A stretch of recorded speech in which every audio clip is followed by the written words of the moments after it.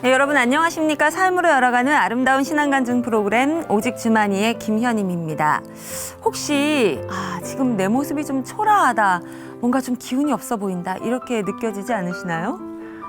아무리 기도해도 응답받지 못하고 뭔가 좀 나의 믿음이 약해진다, 주님과의 거리가 이렇게 멀어진다라고 느껴지실 때도 있으시죠?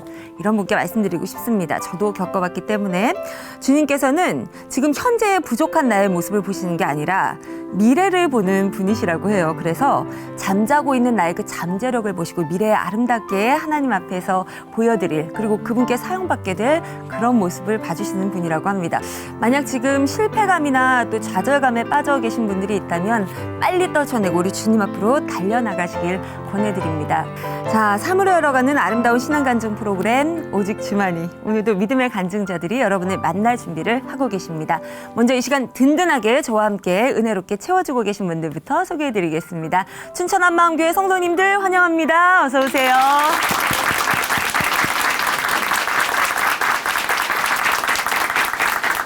네, 첫 번째 출연자를 만나보실 순서입니다.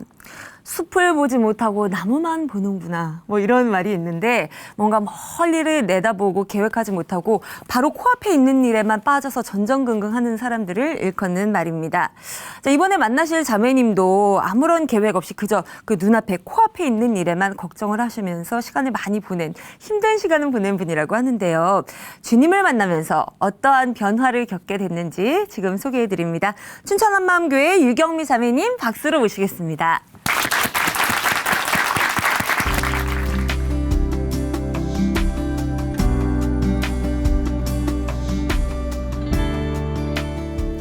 안녕하세요. 춘천 한마음교회 유경미입니다.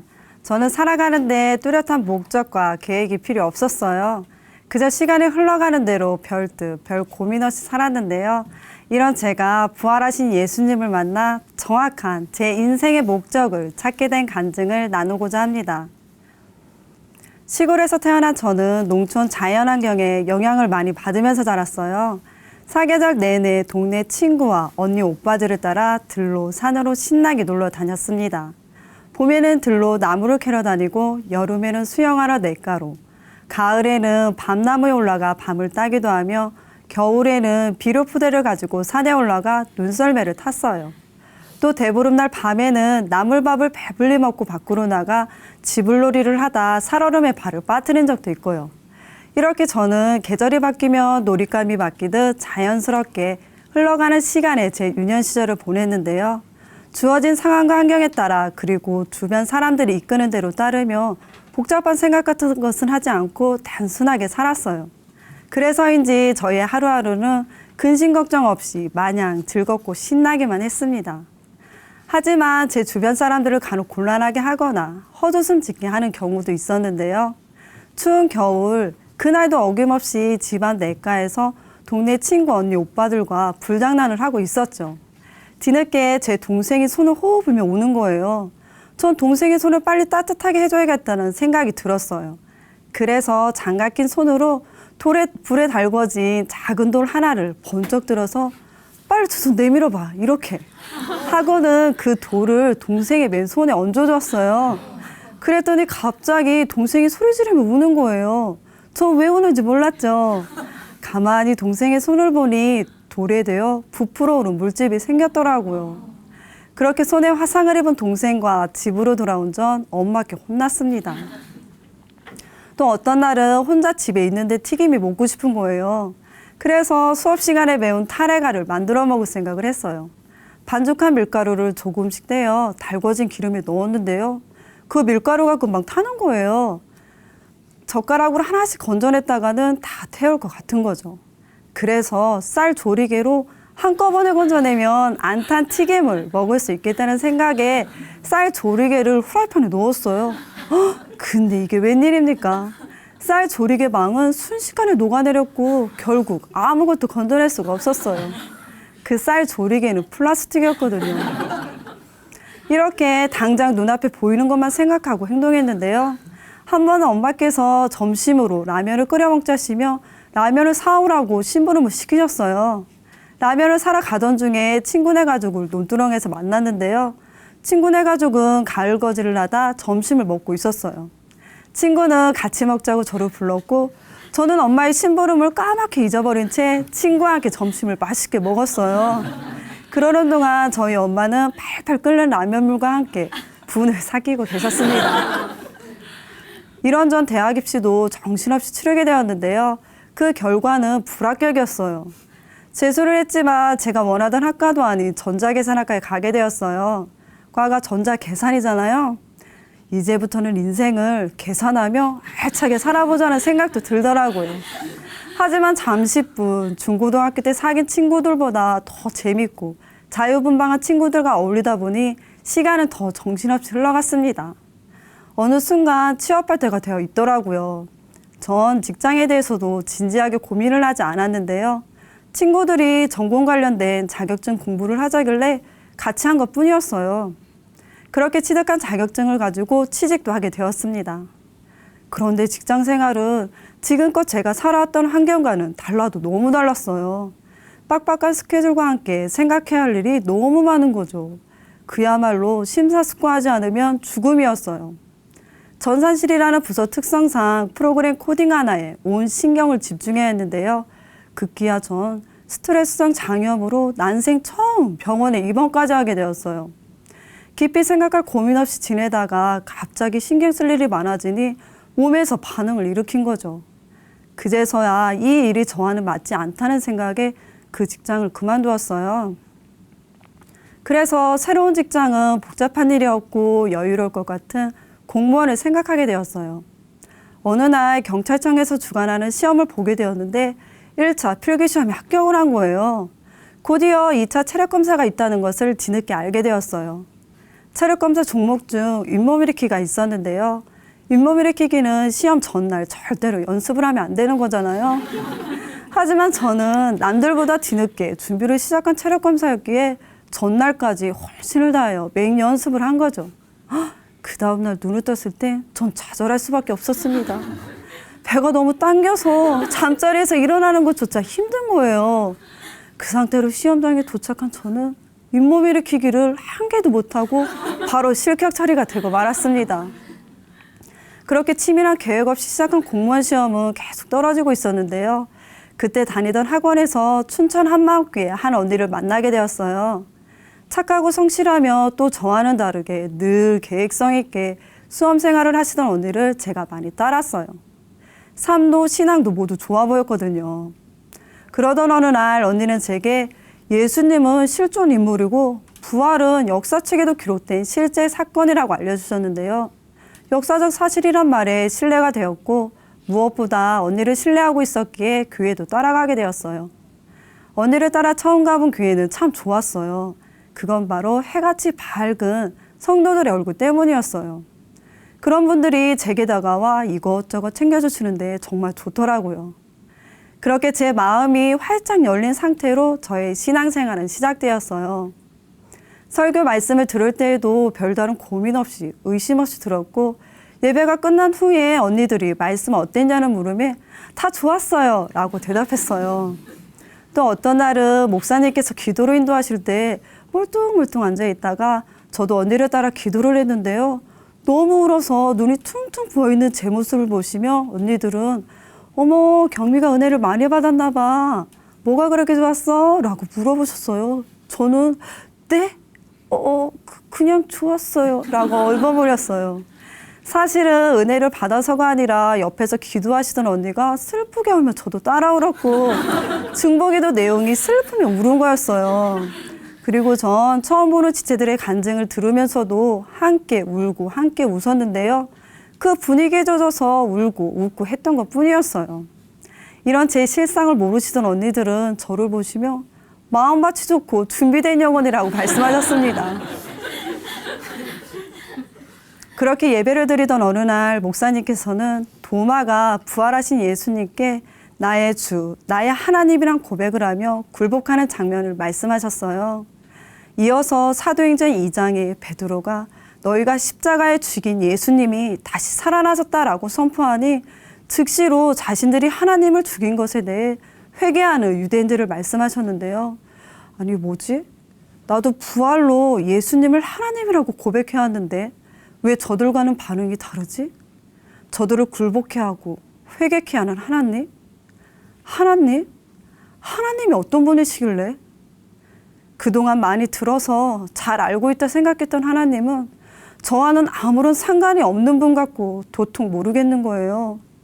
선민 사상을 가진 그들과는 달리 전 이방인이라는 생각까지 들면서 마음이 참 답답했어요. 순간 하나님의 말씀 또한 아무 생각 없이 그저 듣고만 있었다는 것을 알게 되었어요. 이번에는 쉽게 그냥 지나칠 수가 없었습니다. 전 처음으로 진지하게 하나님을 찾기 시작했어요. 이런 제게 일꾼 언니는 사도행전 17장 말씀을 읽어보라고 하셨어요. 전 말씀을 찾아 읽다가 저와 같이 하나님을 모르는 이방인들에게 하나님을 소개하는 구절을 발견했어요. 우주와 그 가운데 있는 만유를 지으신 자, 만민에게 생명과 호흡과 만물을 친히 주시는 자, 우리가 그를 힘입어 살며 기동하며 있다고 말씀하고 있었어요. 아, 하나님이 바로 이런 분이셨구나.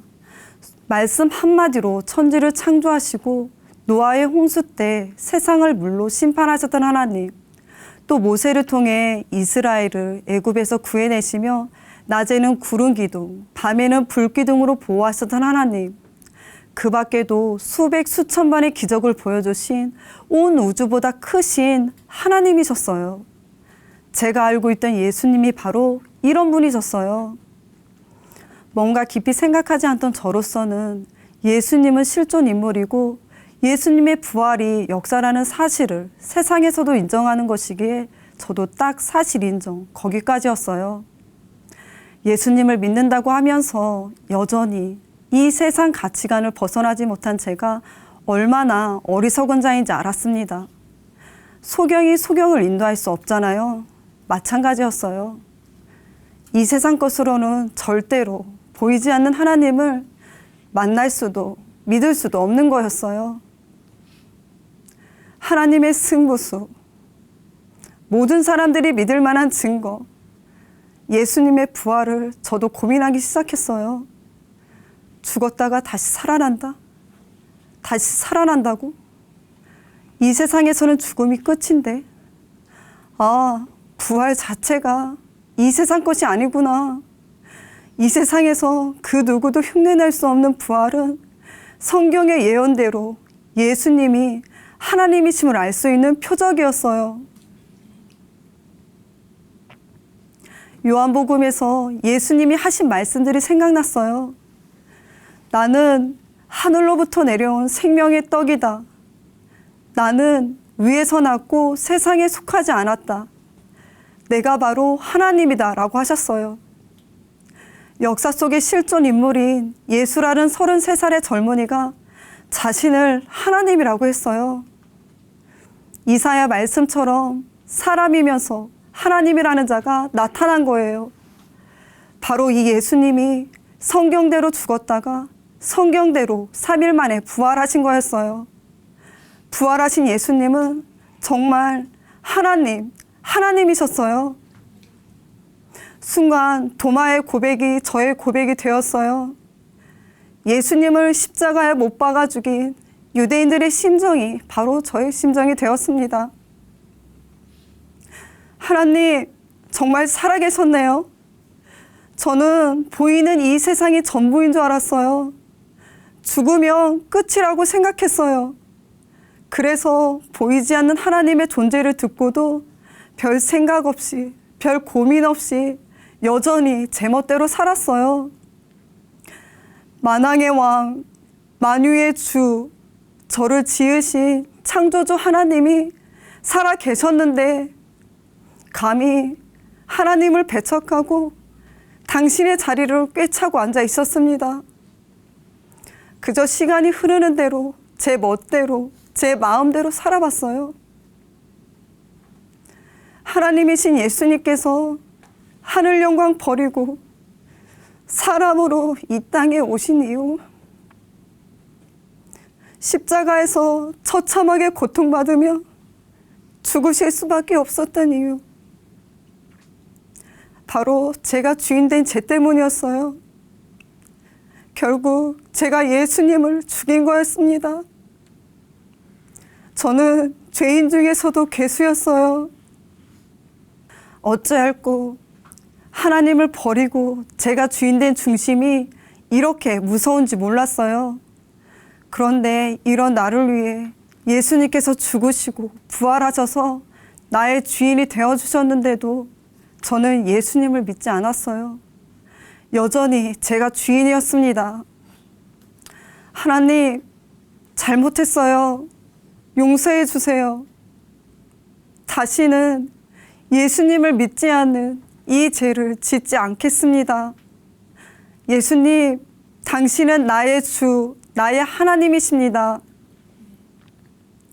진정으로 하나님께 회개하고 예수님을 주인으로 믿으니 전 정말 기뻤어요. 전능자 하나님께서 내 마음에 들어와 계셔서 저와 늘 함께 하신다는 게 감격이고 은혜였습니다. 예전에 저는 예배가 끝난 후에 언니들이 말씀이 어땠는지를 물어보시면 다 좋았어요 라는 대답으로 일관했잖아요. 사실은 예배가 끝나는 동시에 아무것도 기억이 나지 않을 때가 많았어요. 감히 하나님의 말씀을 한 번 듣고 술렁술렁 흘려보낸다는 것이 말이 안 되더라고요. 그래서 저는 예배 때마다 노트에 빼곡히 메모를 하고 집에 돌아가 간증 기록을 합니다. 그러다 보니 받은 말씀들이 마음에 선명히 남는 거예요. 누군가가 뭐가 좋았어? 라는 물음이 떨어지기도 전에 청중을 다 사로잡을 만큼 큰 목소리로 확신 있게 나눠요. 더 이상 다 좋았어요 라는 상투적인 대답을 하지 않습니다. 기도도 이제는 중언부언하지 않아요. 기도의 대상이 부활로 선명하니까 제 기도를 다 받아주시는 하나님께 약속의 말씀으로 기도를 하고 있어요.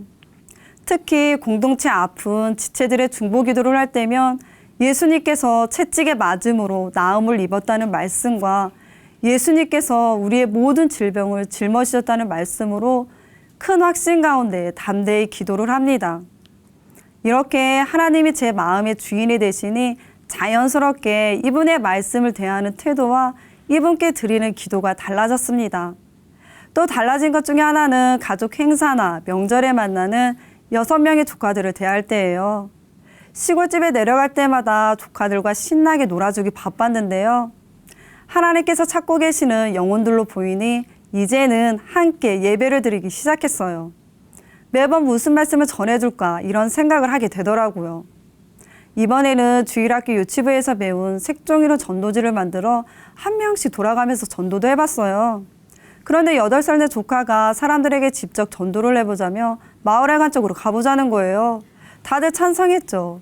각자 만든 전도지를 손에 들고 밖으로 나와 줄을 지어 논두렁을 지나 마을회관을 지나 산으로 올라갔어요.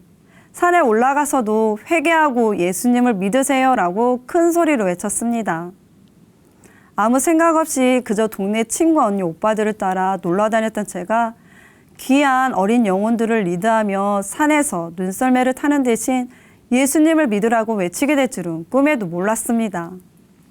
그리고 저는 주일학교에서 스텝으로 유치부를 섬기고 있어요. 유치부의 사명감을 가지고 충성하다 보니 부서의 전반적인 것을 보게 되는 눈도 생기더라고요. 한 번은 부장선생님의 설교 시간에 칠판에 붙인 그림이 자꾸 떨어지는 거예요. 이런 상황은 아이들이 말씀을 받는데 방해가 되었어요. 그래서 전 아이들의 눈을 피해 칠판 뒤로 살며시 다가가 지도새도 모르게 그 자료를 스탬플러로 고정시켰습니다. 이도 저도 아니 그저 주어진 시간에 따라 수동적으로만 움직였던 저였는데요. 유치부에서 부장선생님의 오른팔이라는 소리도 들으며 무엇이 필요한지를 즉시 파악하여 능동적으로 움직이는 사람이 되었습니다. 당장 눈앞에 보이는 대로 단순하게 생각하던 저였는데요. 이제는 하나님께서 원하시는 것을 고민하며 공동체에 도움이 되는 것을 생각하다 보니 세심한 손길을 필요로 하는 것이 눈에 보이더라고요. 우리 교회는 대부분 모든 것을 함께 하는데요. 작은 교회 식구들과 함께 새벽을 깨우기 위해 모닝콜을 해줘요. 새벽 기도 후 함께 체조도 하고 아침 식사도 함께 하는데요. 출근 준비로 바쁜 지체를 위해 대신 아침 식사를 타주며 함께 즐거운 식사를 합니다. 초점이 오직 예수님께로 맞춰지니 하나님께서 가장 기뻐하시는 것을 자연스럽게 찾게 되더라고요. 이 세상에서 내 생명을 드릴 만큼 최고의 가치가 있는 것은 바로 하나님의 핏값으로 산 영혼과 공동체였어요. 영혼 구원을 위해 사는 자, 그리고 공동체의 작은 틈을 메우는 자가 하나님을 가장 기쁘시게 하는 사람임을 알게 되었습니다. 주변 사람들은 제 얼굴만 봐도 기쁨이 임한다고 하는데요. 예수님이 주시는 기쁨이 주변 사람들에게도 영향을 줄 수 있다는 게 참 감사해요. 직장 상사가 저를 보시며 아무런 근심 걱정이 없어 보인다며 뭐가 그렇게 좋냐고 하셨어요. 그래서 자연스럽게 복음을 전하기도 했습니다. 이 기쁨은 세상이 줄 수 없는 것으로 예수님을 믿는 자만이 누릴 수 있는 특권이었어요. 이제는 부활하신 예수님을 통해 내 뜻대로가 아닌 하나님의 핏값으로 산 영혼과 공동체를 위해 사는 것이 제 삶의 목적이 되었습니다. 앞으로도 공동체와 함께 표대를 향해 힘차게 전진하겠습니다. 감사합니다.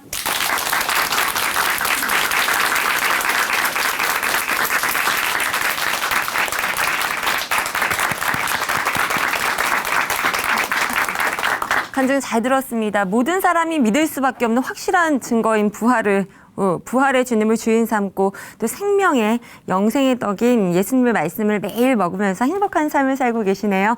자, 앞으로도 능동적으로 남은 살도 우리 주님과 함께 동행하면서 아름답게 꾸려나가시기를 박수로 응원해 드리겠습니다.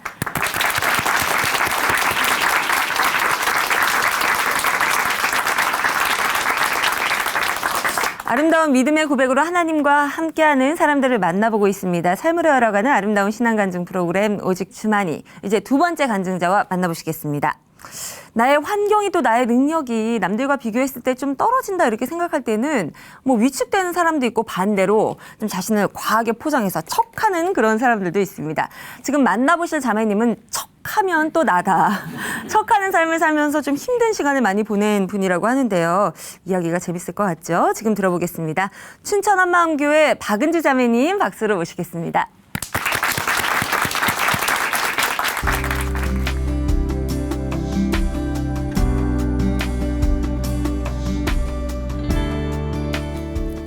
안녕하세요. 춘천 한마음교회 박은지입니다. 저는 가난한 목회자 가정에서 태어나 하나님과 부모님을 원망하며 살아왔어요.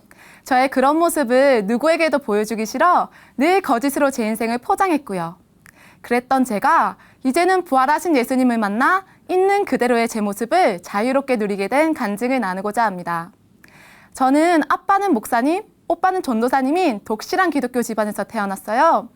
아빠는 제가 태어나고 한 달 뒤 교회를 개척하셨고 저와 교회는 뗄래야 뗄 수 없는 운명이었죠.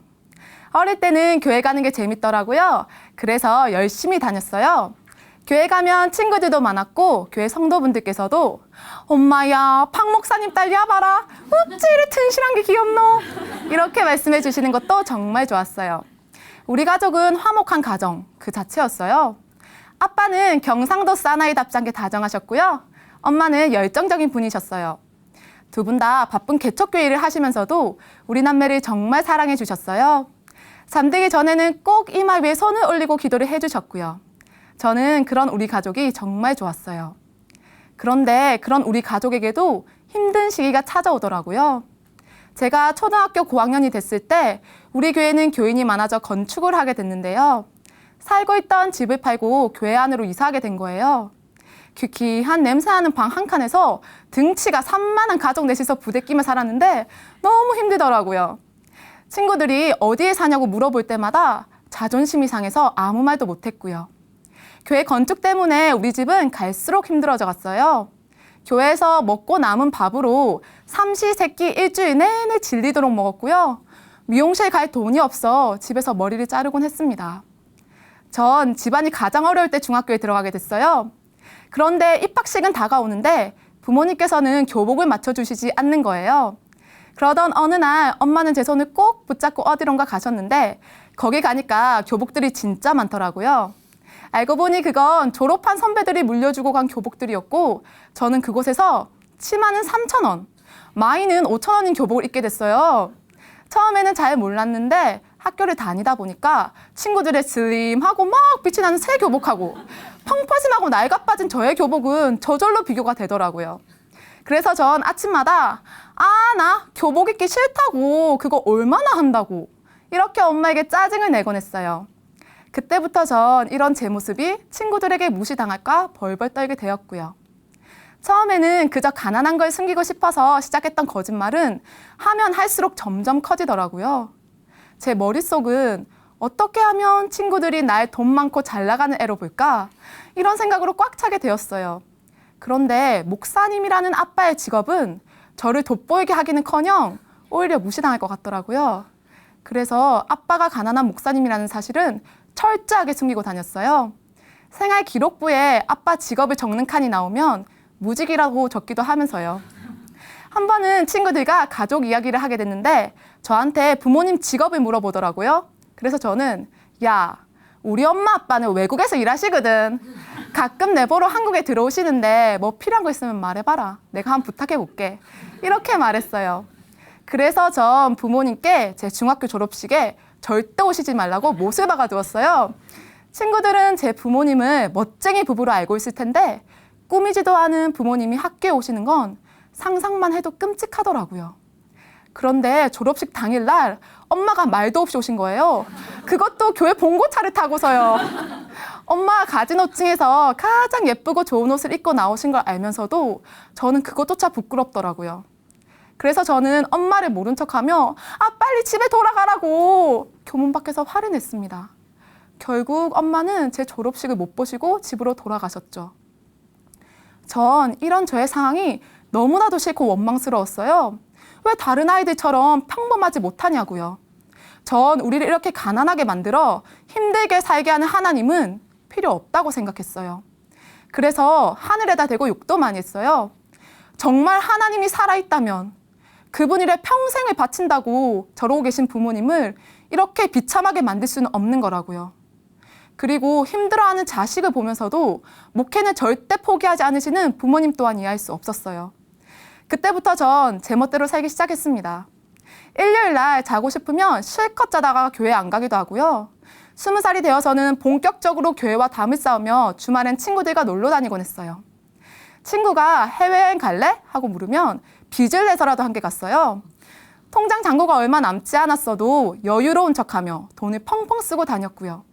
조금이라도 제가 낮아지는 듯한 기분이 드는 건 진짜 못 참겠더라고요. 그래서 저는 기회만 생기면 거짓말로 제 자신을 포장했어요. 공연 보는 것을 좋아하는 친구를 만나면 안 본 공연을 마치 본 것처럼 이야기하기도 하고요. 해외에 가보지 않은 곳도 가봤다며 잘난 척하면서요. 거기다 전 제 친오빠까지 꾸며냈는데요. 전 오빠를 세상에서 가장 멋진 남자, 만화 속에 나올 법한 오빠로 이야기하곤 했어요.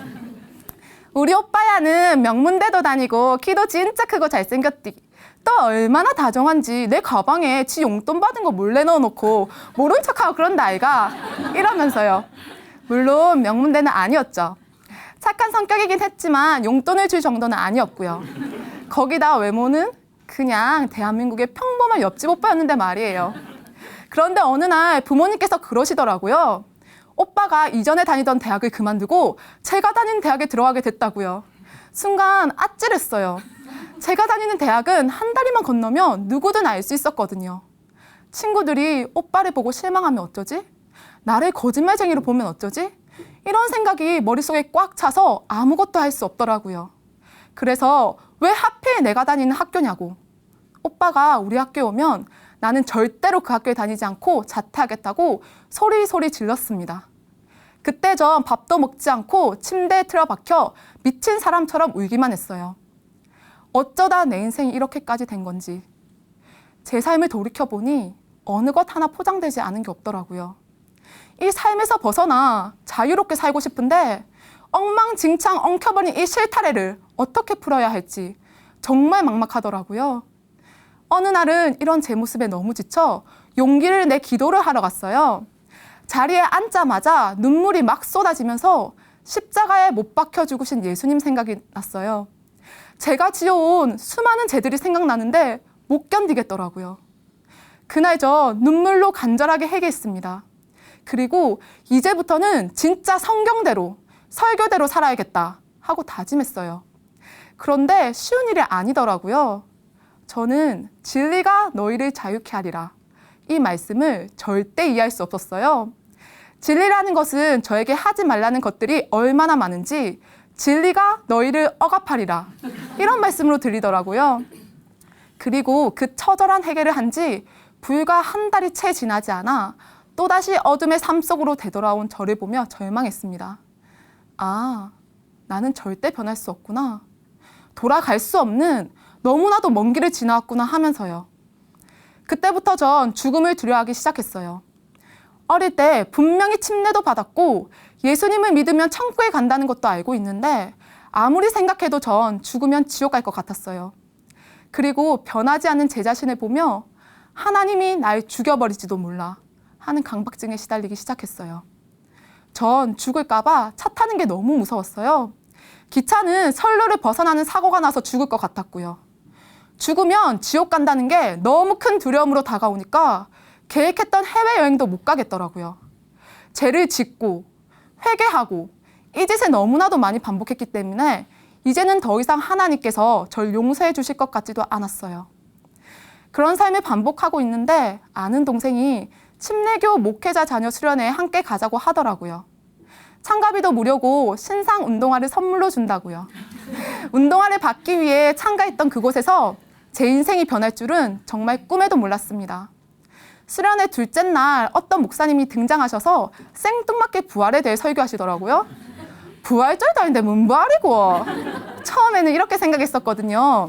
근데 이상하게 설교를 들으면 들을수록 심장이 막 두근거리는 거예요.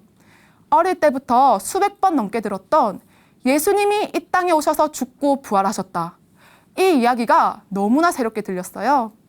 전 그때서야 제가 예수님이 실존 인물인지 그가 정말 부활하셨는지에 대해 단 한 번도 고민해 본 적이 없었다는 것을 깨달았어요. 예수님이 진짜 나 같은 인간으로 이 땅에 왔다고, 그리고 부활했다고, 그걸 어떻게 믿을 수 있는데? 수만 가지 질문이 제 마음속에서 요동치더라고요. 설교가 끝나고 우연히 식당에서 강사 목사님을 만나게 됐는데 춘천 한마음교회 목사님이라고 하시더라고요. 그리고 그 다음 날부터 겨울 수련회가 있다고 하셔서 저는 바로 춘천으로 향했습니다. 그곳에 가면 제 인생이 진짜로 변할 것 같았거든요. 그곳에서도 목사님께서는 부활을 선포하셨어요.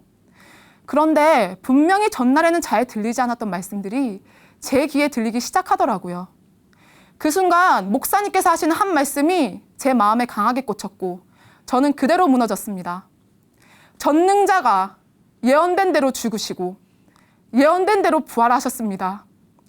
부활은 역사적인 사건인 것을 믿으십니까? 역사. 그 역사라는 단어가 저에게 너무나 크게 다가왔어요. 부활은 이미 이루어진 정말로 있었던 역사적인 사건이구나. 그 사실이 믿어지는 순간 제 마음에 쩌렁쩌렁한 음성이 울려 퍼졌어요. 내가 바로 너 때문에 못 박혀 죽은 자니라. 내가 부활하여 지금 이곳에 있으니 이 세상을 창조하기 전부터 존재했고 성경의 모든 역사와 기적을 행한 이가 바로 나이니라. 아, 부활하셨으면 지금도 살아 계시는 거구나. 하나님이 정말로 살아 계시구나. 그 사실에 하염없이 눈물만 흐르더라고요. 이어서 목사님께서는 전능자가 이 땅에 오셨다 가셨다면 온 인류에게 확실한 증거를 주고 가신 것을 믿으십니까? 하시며 사도행전 17장 31절을 찾아주시는데 무엇으로도 걷어낼 수 없던 눈앞에 뿌연 안개가 확 거치는 것 같았어요. 그 말씀에는 하나님께서 예수님을 죽은 자 가운데서 다시 살리신 것으로 모든 사람에게 믿을 만한 증거를 주셨다고 나와 있었어요. 예수님이 누구신지, 내가 하는 기도는 누가 듣고 계신 건지 모든 것이 명확하지 않고 믿지 않으면 지옥 갈 것 같아서 그래서 믿겠다고 하고 있던 저에게 하나님께서는 예수님을 전능하신 하나님으로 믿을 수 있는 확실한 증거, 부활을 주셨더라고요. 전 그때서야 부활하신 예수님, 당신은 살아계시는 하나님이십니다. 라는 고백이 마음 중심 깊은 곳에서 터져나왔습니다. 그 순간 십자가가 확 스쳐 지나갔어요. 그럼 십자가에서 죽으신 분은 십자가에서 죽으신 예수님이 부활로 하나님이신 게 확증되는 순간 마음이 찢어지는 것 같았어요. 어떻게 이런 일이 있을 수 있지? 어떻게 전지전능한 신이 내가 사는 이 땅에서 죽을 수 있지? 내 머리로는 도저히 이해할 수 없는 사실이 부활로 믿을 수밖에 없게 되자 통곡이 터져 나왔어요. 우리는 다 양 같아서 그릇 행하여 각기 제 길로 갔거든. 여호와께서는 우리 무리의 죄악을 그에게 담당시키셨도다. 나의 죄악을 그에게 담당시키셨도다. 박은지의 죄악을 그에게 담당시키셨도다. 절 위해 생명을 주신 전능자 앞에서 나의 목회자 가정이 아닌 부잣집에서 태어나게 했어야지. 날 이렇게 힘들게 하지 말았어야지. 침을 뱉고 조롱하면서 그분을 못 박아 죽인 자가 바로 저였습니다. 예수님을 죽인 살인자가 되어 하나님 앞에 엎드리니 온몸이 떨려왔어요. 진짜 지옥이구나. 진짜 영원히 고통당해도 아무 말도 할 수 없구나. 감히 고개조차 들 수 없었어요. 그런데 하나님께서는 저 같은 죄인에게도 회개하라고 하시는 거예요. 그 죄는 이때까지 제가 회개해왔던 거짓말하고 세상을 사랑했던 그런 죄가 아닌 부활하신 예수님을 나의 주인으로 믿지 않았던 죄, 그 죄를 회개하는 거였어요. 그러면 예수님을 죽인 저를 용서해 주시겠다고, 저에게도 부활의 소망을 주시겠다고 하시는 거예요. 이를 위하여 그리스도께서 죽었다가 다시 살으셨으니 곧 죽은 자와 산 자의 주가 되려 하심이니라. 내 삶, 내 거라고 주인 되어 살아왔던 저에게 이 순간에도 살아계신 예수님께서 나의 주, 나의 하나님이 되어주시겠다고 하시는 거예요. 예수님께서는 생명을 주셨는데 저는 그저 회개하고 예수님을 주인으로 믿기만 하면 된다는 거예요. 하나님 아버지, 용서해 주세요. 전 예수님을 믿지 않았어요. 부활하신 예수님, 당신은 지금도 살아계시는 하나님이십니다. 당신만이 나의 주인이십니다. 저는 이렇게 예수 믿지 않은 죄를 회개하고 예수님을 제 마음의 주인으로 모셨습니다. 그렇게 회개 기도를 하고 나니, 야, 이제 내 주인은 부활하셔서 살아계시는 예수님이시구나. 이 사실이 깨달아지는데 얼마나 감격했는지 몰라요. 정말 이 세상에서는 경험해 볼 수 없는 기쁨이더라고요. 죄에 눌려 살던 제가 예수님의 부활로 완전히 새로운 사람이 되었다는 것을 믿게 되니 얼마나 자유로운지 정말 훨훨 날아갈 것 같더라고요. 그뿐만 아니라 하나님께서 왜 그분의 생명을 주실 정도로 절 사랑하시는지 그 정답을 알게 됐을 때는 정말 감격의 탄성을 질렀어요. 전 이 세상에서 가장 아름답고 고귀한 신분, 하나님의 자녀로 지음받았더라고요. 그 놀라운 사랑을 알게 되니 이제는 정말 예수님께만 잘 보이고 싶었어요. 그래서 더 이상 다른 사람들에게 제 자신을 꾸며내기 위한 거짓말을 하지 않아요. 그리고 친구들을 만나면 자연스럽게 예전에 내가 그런 거짓말을 했었다며 미안하다고 사과하곤 해요. 그런데 신기한 건 예전에 그렇게 기를 쓰며 제 자신을 포장했을 때보다 지금의 밝고 솔직한 제 모습을 더 좋아해 주더라고요. 저에게 기쁨과 행복이 흘러 넘친다면서요. 야, 옛날에는 그래 콧대 높아가 지 잘난 맛에 살던 기 우째를 변했노, 이런 말을 듣기도 하고요. 지금 부모님께서 섬기시는 교회는 예전에 건축했던 건물에서 나와 상가로 이전했어요. 우리 집은 그 상가 옥상에 있는 옥탑집이고요. 그런데 전 하나도 부끄럽지 않아요. 친구들을 데려가기도 하고요. 옥상이 넓어 엄청 큰 마당을 가진 것 같다 행복해해요. 그리고 이제는 그 누구를 만나도 당당하게 우리 아빠는 목사님이라고 말해요. 하나님께서 주신 최고의 직업이더라고요.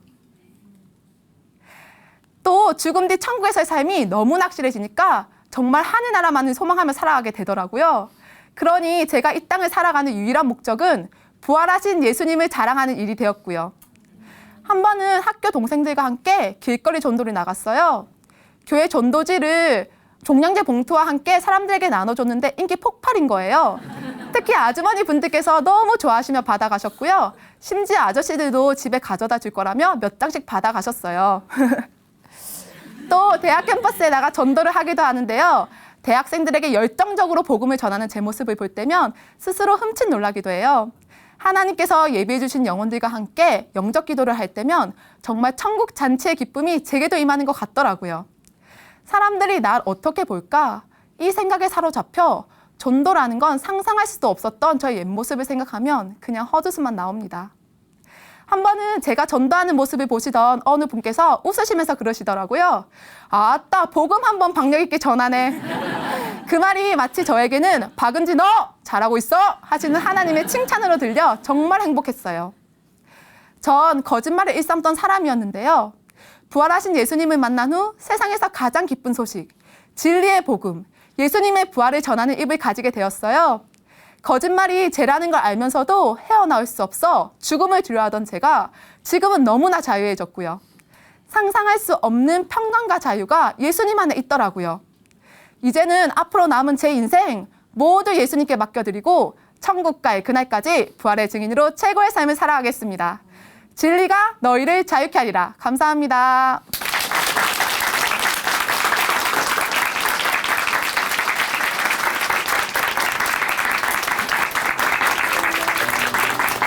아멘, 아멘이 터져 나오는 그런 간증이었습니다. 운동화의 값어치가 이렇게 큰 것이었나요? 오늘 알게 됐네요. 자매님의 마음이 바닥을 쳤을 때 그대로 두지 않으시고 자매님이 찾아와 주신 우리 주님, 앞으로도 박력 있게 예수님을 전하면서 남은 생을 멋있게 살아가길 박수로 응원해 드리겠습니다.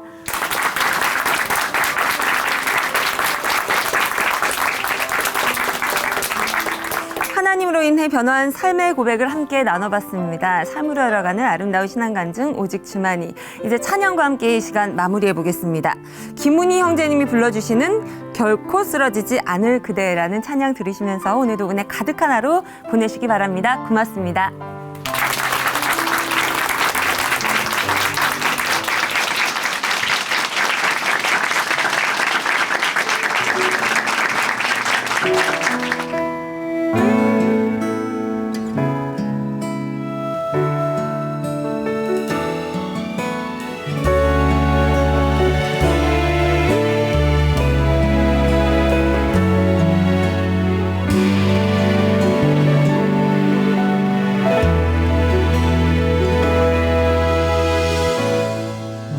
자그마한 그림자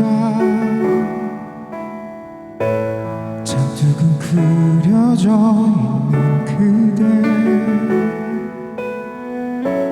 작은 어깨 감싸줄 누군가 기다리는데 아무도 손길 내밀지 않죠. 고개 들어 그대 세상을 바라봐요.